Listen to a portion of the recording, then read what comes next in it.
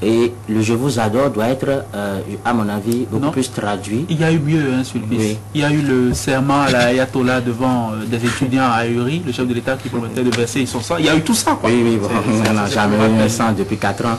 C'est déjà une bonne chose, parce que moi j'ai horreur du sang quand on fait le sang. Autre chose, les activités commerciales qui se mènent sur le corridor, ceux qui ont bénéficié des microfinances et qui ont investi dans ça et qui ont besoin de l'animation de ce corridor-là pour mener les activités, vont devenir... Quel est le sort qu'on a réservé à ceux-là en prenant une telle mesure contre donc, les transporteurs nigériens. Il faut qu'on pense aussi à ces Boninois qu'on aime beaucoup et dont en fait on est prêt à verser son sang pour eux. Donc je pense que c'est dans les faits qu'il faut traduire cet amour, ce patriotisme-là dont on parle le plus souvent, même si le mot a été le plus souvent galvaudé ces 4 dernières années. Alors deuxième chose, si tant est que la décision était si nécessaire, mon cher Winner, pourquoi ne l'a-t-on pas prise ailleurs, à Lomé? À Lomé par exemple. À Lomé par exemple, oui. Ou bien à Tema, au Ghana par exemple, ou à Abidjan. Et c'est pourquoi au Bénin, il faut aussi s'inspirer de ce qui se fait ailleurs. Parce que nous sommes dans un système de concurrence assez atroce. Donc il y a des ports rivaux. Le Bénin n'est pas le seul à avoir de ports. Donc il faut tenir compte de ça et se dire que les Nigériens peuvent alors trouver autre destination.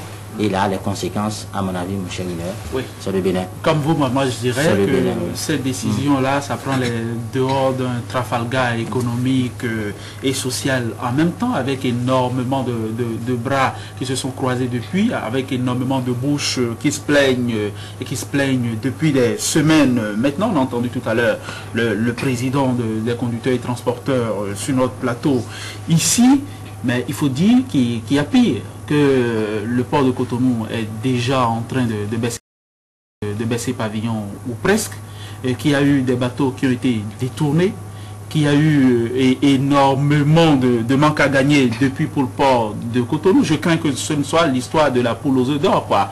Pour le Bénin peut être coincé, très à l'étroit dans ses comptes, les 1000 milliards de CFA de budget s'étant depuis transformé en chimère secrétée. On a voulu à tout prix gagner beaucoup d'argent et on risque d'en perdre énormément. C'est vrai, il y a le précédent de l'huile végétale qu'on a mis en consommation, qui les toutes premières semaines aurait fourni énormément d'argent, mais qui ensuite s'est tari. La source est complètement tarie. Me semble-t-il, on n'a pas analysé tous les contours d'une décision comme celle-là, la dernière qui a consisté à mettre en consommation.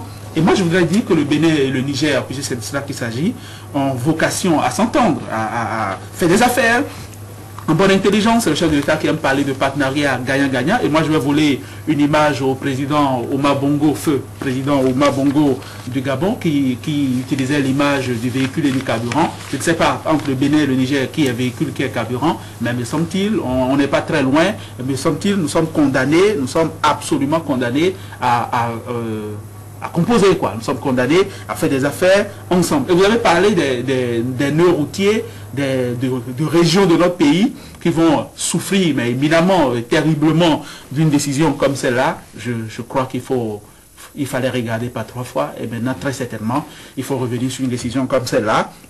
C'est du survie qu'il s'agit. C'est du survie de l'économie nationale, c'est du survie, parce qu'on parlait du coton. On a parlé de filières véhicules d'occasion, on a parlé de choses, des tatampions, etc. C'est devenu quoi depuis?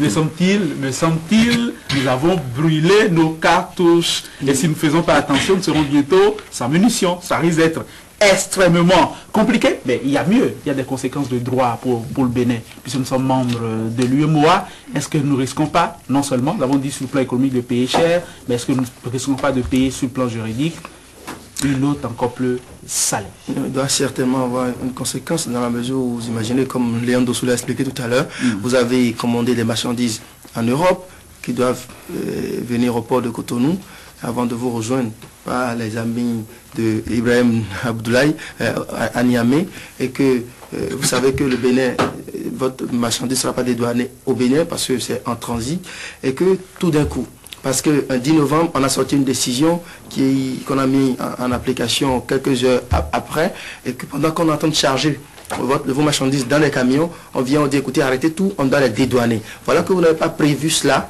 et ça vous fait encore, vous faudra encore aller chercher d'autres ressources pour dédouaner.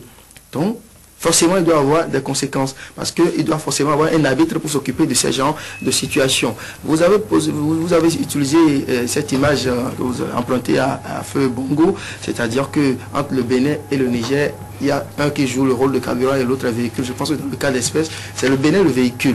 Le véhicule ne peut pas fonctionner sans carburant. Si nous chassons les clients, à quoi va servir notre port? Ça va servir à quoi? À rien, absolument rien. D'accord? Donc, lorsque vous voyez le Togo qui n'a pas de frontière avec le Niger, le Togo n'a pas de frontière avec le Niger, mais les opérateurs économiques nigériens, pour ce qui concerne les huiles par exemple, et même des Béninois, vont à Lomé. Et c'est sous les fonds générés par l'activité huile, et ça va dans les caisses du Togo. Le Bénin gagne cela, mais maintenant c'est le Togo qui en profite. Ça veut dire quoi? Dieu nous a donné des faveurs, et il semble que nous-mêmes nous jouons, on s'amuse avec. On se dit, bon, peut-être on n'a pas besoin de ça. Dieu aurait peut-être pu ne pas nous... Mais le Niger aurait pu donner ça au Niger. Au Niger. Qu'on va se retrouver dans la position du Niger, qu'on va voir, peut-être on va mieux apprécier, n'est-ce pas, la valeur de ce cadeau que Dieu nous a donné, notre position géographique. On a voulu faire de notre port.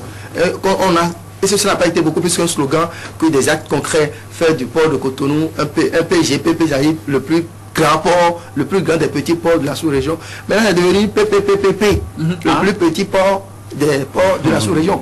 Lorsqu'on vous dit qu'à Lomé, on multiplie les opérations de charme dans la rue de Niamey, à Bobo Dioulasso ou bien à Ouagadougou, vous voyez des panneaux qui parlent du port de Lomé, qui parlent du port de Tema. Et nous, qu'est-ce que nous faisons? Nous chassons les clients. Nous allons à Gao, oui, si vous voulez savoir. Et il y a aussi que quelquefois les décisions sont brusques, ça peut brusquer des partenaires naturels, ça peut même se révéler inamical. On se souvient que ces décisions de mise en consommation de l'huile végétale étaient intervenues au moment où le Niger avait le plus besoin d'huile végétale. Voilà. Le Niger traversait des difficultés, disons ça de façon coquette. Et en plus, les gens n'ont pas été avertis. De survie. C'était brusque et c'était brutal. Vous l'avez tout dit, on prend des décisions contre nature, des décisions d'humeur. Moi, je suis vraiment préoccupé par le sort de nos compatriotes transporteurs. Parce qu'avec cette décision, c'est vrai qu'ils n'auront plus rien à faire. Les 1290 camions répertoriés au port là n'auront plus rien à faire, en tout cas sur le corridor du Niger. Et déjà à Lomé, les camions béninois sont interdits. C'est la même chose à peu près au Niger. C'est très important. Au Niger, à Niamey, pardon, à Lomé maintenant, ça veut dire que finalement on veut contraindre nos transporteurs au chômage. Donc vraiment... on va les plonger dans une situation assez difficile. Ça fleure l'assassinat économique. Et le chef de l'État doit penser à ça, les conséquences sociales et donc par ricochet vraiment économique de cette décision suicidaire. C'est une décision suicidaire. Oui, et parlant justement des transporteurs, il faut dire que c'est le corridor du Niger qui est le corridor le plus intéressant parce que le plus long, le Nigeria est juste à quelques kilomètres. Aller au Niger, ça fait plus de revenus pour les transporteurs. Et pour les aussi. Vous savez, le Bénin a toujours entretenu de très bonnes relations avec le Niger, qui est pratiquement comme un pays frère. Et si le président de la Chambre de commerce, d'industrie et d'artisanat du Niger en arrive à prendre une telle décision, bien sûr avec le consentement des importateurs, c'est parce que la situation est grave.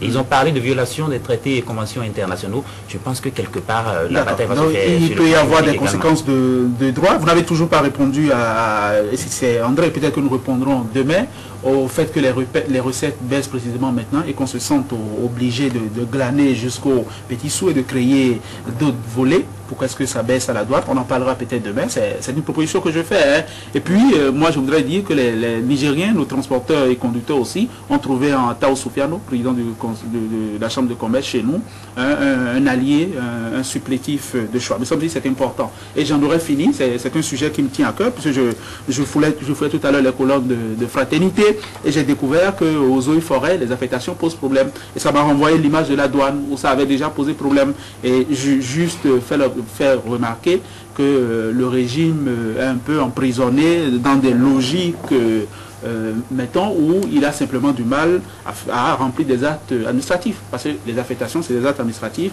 Et aux eaux et forêts, ce n'est pas fait. Nous sommes bel et bien en décembre. Ce n'est toujours pas fait. Et ça fait des mois que les gens attendent et que le syndicat est en colère. Le sent-il, c'était important. Donc, que cela se développe rapidement. Oui. Vous avez parlé de décembre, le mois où les députés devraient être en intense activité pour l'étude du budget. Hier, le ministre Bababodi est encore allé répéter aux députés que la réflexion se poursuit. Allez. Oui, parlant d'affectation, il y a quelque chose que j'ai suivi dans le reportage de plis à la frontière, commissariat spécial, où on dit que le commissaire n'a pas voulu faire partie des gens affectés. Je pense que ce n'est même pas possible. Il faut éviter ce genre de stupidité. Ça sent l'anarchie. Ça sent l'anarchie aussi. C'est bon, c'est du non-sens. C'est bon, chers amis. C'est bon, chers amis. Oui, mais connaissez-vous le dernier fourvoiement de notre despote indigne, rarement éclairé, hein, le despote, vous voyez de qui je parle? Il a formé un gouvernement. Vous l'auriez reconnu. Heribert Abel Adjovi nous amène au pays à 2 présidents.